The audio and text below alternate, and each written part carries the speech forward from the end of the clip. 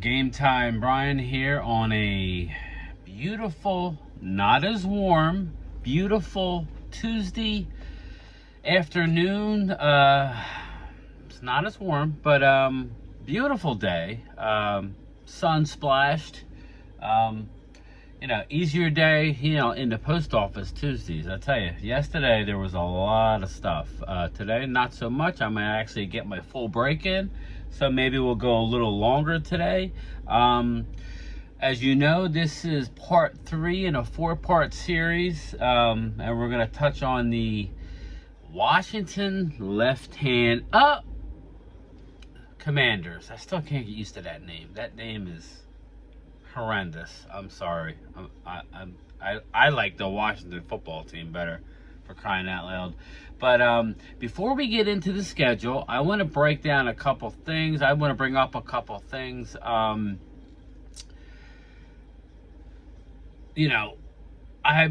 You got hit up a little bit from the Eagles fans based on my prediction a couple days ago. And of course, they're harping on one game.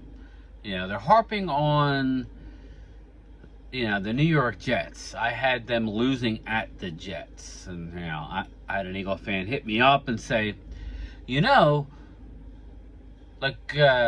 me when the last time that the Eagles have beat the Jets, and I'll wait. And I looked it up. I forgot that they had never beaten the Jets. So does that mean they're never going to beat the Jets? This is the Aaron Rodgers led Jets with a heck of a lot more talent than we've been used to. I think it's going to take the Jets a while, but it's funny. I also gave them a win at home against the Niners, which is going to be a revenge game. I gave them a win at Seattle, which not a lot of people beat Seattle in Seattle, especially with that 12th man. So, not to mention, I had them going to Kansas City after their bye week and beating the Chiefs. So if you're going to pull one game and look at it, it's just an early prediction. I think 11 is going to be close. I'm on record as saying that the Eagles' ceiling is 12. That's if everything goes right. I think their floor could be 9. I really do. If Hurts gets hurt for a long time, it could be 7 or 8.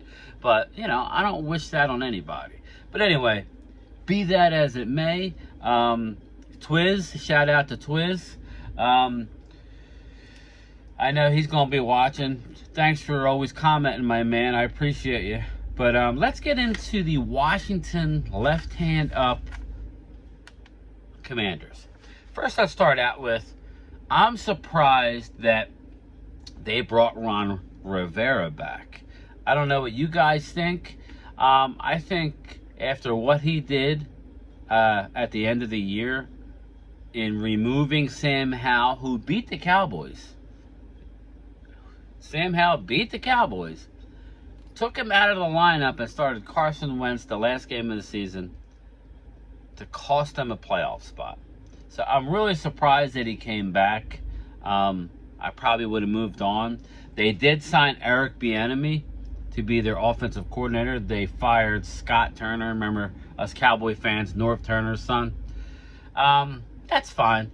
But I kind of think Eric Bieniemy deserves to be a head coach. So, I don't know what's going on with that situation. You bring him in to be the offensive coordinator and the assistant head coach.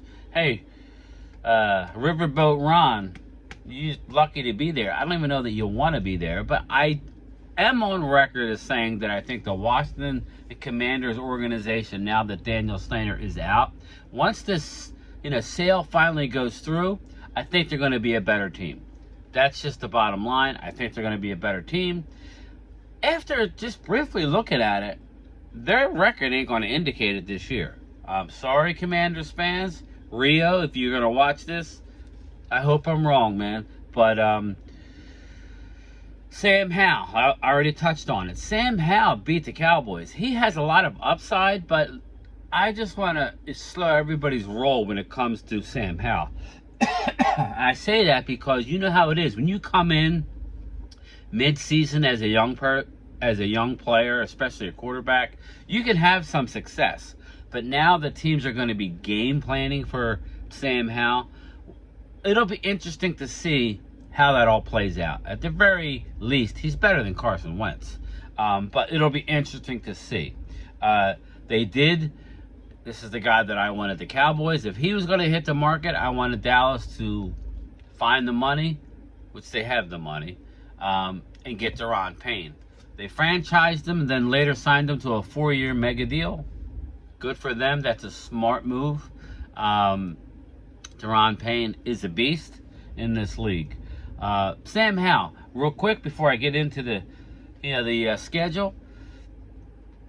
He is going to be thrown to some good offensive weapons. They still have Gibson. I think they let McKissick go. They had the other back who I can't think of the name. Help me out in the comments. They had another back who stepped up, who was Robinson. I want to say Robinson. Yeah, I believe it's Robinson. They got Scary Terry. Scary Terry, he always seems to hurt the Cowboys. They got Jahan Dotson, and they got Curtis Samuel. Now, I'm on record in saying that I think that that's a possibility if they can free up some money. Because right now they're only sitting at $2.4 million under the cap. If they can free up money, that could very well be a possibility for DeAndre Hopkins, to go there. If they want to really help this young quarterback, go out and get Hopkins, but you're going to have to free up some money. Maybe they'll extend them and restructure. That could be a possibility. Now, I believe the sale of the team has to go through prior before they go out and make any major moves. And I know they'll do, minor moves, but to me, that's more of a major move for them. But, just see. Hold tight. But let's get into it. They open up at home against the Cardinals, and buddy of mine that works at Why Do You Say in the Lines. I just want you guys to understand the expectation as we sit today. Who's considered the favorite? Just like who's considered the favorite to win the Super Bowl. We know that by the time the season starts, that team could lose their quarterback, whatever, offensive. I'm just throwing that out there because I think it helps you get an idea of what they're expected as of right now. They are -6 versus the Cardinals. They're going to beat the Cardinals at home. The Commanders will win their opening day game at home against the Cardinals. That's just my opinion. I'm not big on the Cardinals this year. I think D-Hop will be gone as well. Week 2, September 17th, at the Broncos. They're a 3.5-point underdog. I have the Broncos winning that game. That's kind of an easy one. They're 1-1. Week 3, September 24th. They're getting 4.5 points at home versus the Buffalo Bills. Bills are going to be good. Bills are just too dynamic on offense. So the Bills win that. So the Commanders are 1-2. Game 4. They're a 7-point underdog at the Eagles. That's a loss, people. That's a big fat L. Now, this is one of those things where it seems like Washington always wins in Philly, and Philly always wins in Washington. I'm going to reverse that this year. I'm going to go chalk. Philly could sweep them, depending on how Sam Howell does, but we'll get to that later on in the schedule. I got an L. So after 4 weeks, and I think that's pretty fair. At the Broncos, home against the Bills, at the Eagles, you're losing those 3. So they're 1-3 after 4 games. Week 5. Unless they are really good and that last game is flexed, this is going to be your only primetime game of the whole year. That's Thursday night, October 5th. It's the Prime Video game of the week. You host the Bears. Right now, you're a -1 point favorite. That's a tough game, but, I'm going to give it to the left hand up Commanders. So, I got the Commanders at 2-3. Okay, the next game is October 15th At Atlanta, you're getting 2 points. That game could go either way. I expect Atlanta to be better this year, not a lot better, but they should be able to win a close game at home. I got the Falcons winning that game. Brings me to October 22nd at the Giants. They're a 2-point underdog as of right now. You're going to lose that one at MetLife. So it's not going great. There's not much. Maybe you win it on the road in Atlanta, or you split and win at home. Maybe one win better, but I'm going to stick to my guns and say you lose at the Giants. October 29th, you're a 4-point underdog at home versus the Eagles. I think that you guys split. The whole division splits. That's a W. It could be reversed. They could win in Philly like they always do and lose at home, but we're going to stick with they're going to beat the Eagles. A divisional game, October 29th. So I have them, after 8 games, I got the Commanders at 3-5. Okay, let's get to November 5th, week 9. They're a +4 underdog at New England. I think you lose the game. I think New England's going to win that game at home. Followed by November 12th, +4 at Seattle. You're going to lose it at the 12th man. I mean, this rookie quarterback has a tough schedule. The more I think it's harder than the Giants. Giants start out a little harder, but I think this is the home road thing at the Broncos, at Atlanta, at Patriots, at Seattle. That's kind of rough. So I have them 3-7 now. Okay, November 19th, they're a -1 at home versus the Giants. I'm going to give them a win there. So I think that's being fair. Giants can win that, but I'm going to stick with my theme that for the most part we're going to split. November 23rd. Oh, wait. My bad. They do have 2 primetime games. Thanksgiving. So at Dallas, they're feeding the Commanders to the Cowboys. Dallas wins that game. Dallas gets revenge from the loss last year at Sam Howell. So let's see what I have them. 3-5, 3-6, 3-7, 4-7, 4-8 after 12. December 3rd, they're a 3.5-point underdog versus the Dolphins. That one can go either way, but I'm giving them an L. The Dolphins are a very talented team. Then they have their bye week, week 14. Again, I wish the Cowboys, it wasn't week 8, or I think it might be week 7. But I would rather have it after week 10. I just think they got way too many games coming down the stretch. But they come out of their bye at the Rams. They're a 1-point dog, and I like them to beat the hapless, in my opinion, the hapless. Maybe Stafford's out again by now, and maybe he never came back. He's looking at serious elbow injury. But I have them beating the Rams.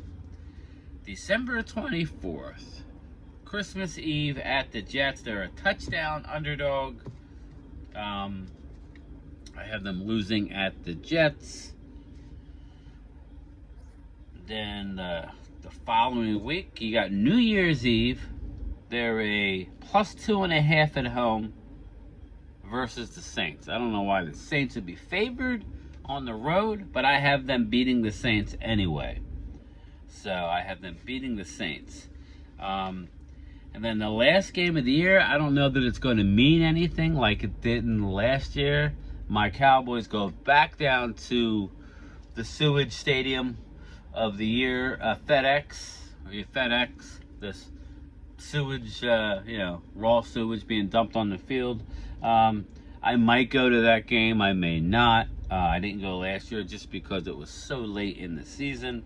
They're going to win that game. They probably shouldn't win it at that point, but they're going to win the game. Dallas is probably, with the extra playoff spot, they probably have a playoff spot locked up. They can't get the bye at that point. So I think that the Commanders win again. And so that gives you a final tally of 7-10. Now, you tell me where I was unrealistic. Okay, I gave him a win against Dallas. I gave him a win. I gave him a win in 3 out of the last 4. Okay, maybe you beat the Dolphins at home, right? Maybe. But I have you beating the Eagles. So, and I have you beating the Bears, which on that Thursday night, I don't know that that's going to be very good. So, 7-10, the Washington Commanders. So right now, as I did the Eagles. I said 11-6. I said their ceiling is 12. I said their floor, assuming no injuries, is 9. But I'm gonna stick with 11-6. I did the Giants. I did at 10-7, and the Commanders at 7-10. I will get to the Cowboys maybe tomorrow. Stay tuned. If not tomorrow, it'll be sometime this week to finish out my early prediction of the NFC East. Thanks for joining me. Stay tuned. I will get back to you guys as to when me and my partner Primetime Phil are going to do our live stream. Most likely this Saturday night, 7 o'clock, as always, Eastern Time. That's Primetime Phil. We will most likely have another show, but I will tell you that on my next video featuring America's team, the Dallas Cowboys. The Mailman, Game Time Brian, out.